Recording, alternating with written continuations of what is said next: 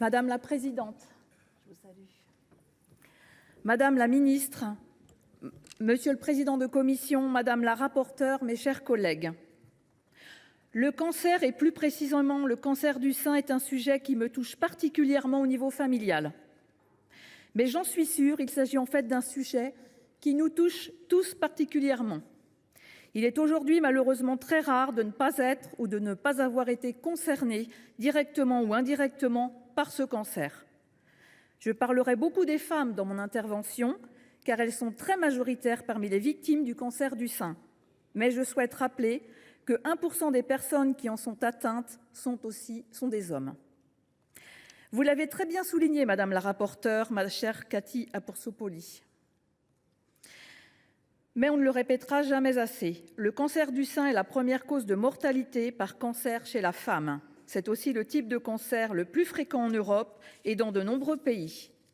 Chaque année, en France, plus de 60 000 nouveaux cas sont diagnostiqués et l'on sait que 20 000 d'entre eux pourraient être évités.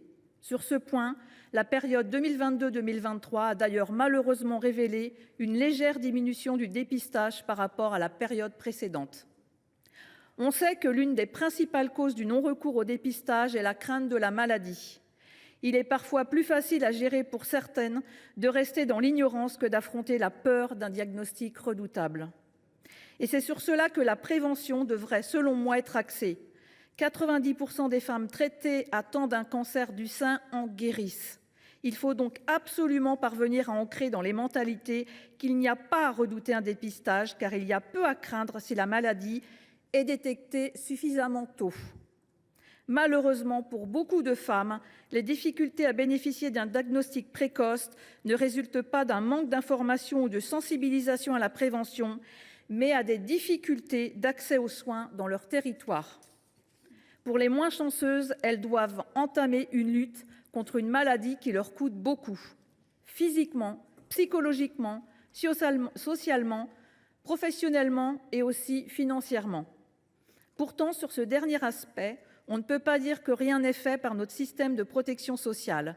Le cancer du sein est reconnu comme une affection de longue durée et ce régime permet une prise en charge plus avantageuse des soins pour le patient, comme l'absence de ticket modérateur.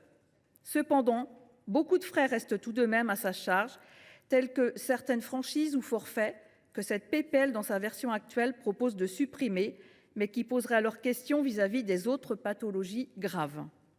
Il reste également de nombreux soins dits de support, mais ô combien nécessaires et dont le texte suggère la prise en charge intégrale. Par ailleurs, dans la plupart des cas, le cancer n'est pas une maladie invisible. Même si c'est loin d'être l'unique signe du traitement de cette affection, on pense en premier lieu à la perte des cheveux, des cils et des sourcils. Sur ce point, je souhaite rappeler l'aberration que constitue la prise en charge actuelle d'une prothèse capillaire. Elle devient nulle si le prix d'achat dépasse les 700 €, ce qui est justement le cas de la plupart des prothèses de qualité acceptable. Nous espérons que ce texte fera accélérer les travaux déjà en cours pour améliorer leur prise en charge. À titre personnel, ce que je souhaiterais, c'est aussi que davantage de moyens soient mis en faveur d'une prévention encore plus poussée, plus technique. Le sujet intervient au bon moment, cette période d'Octobre rose, où de nombreuses actions sont faites.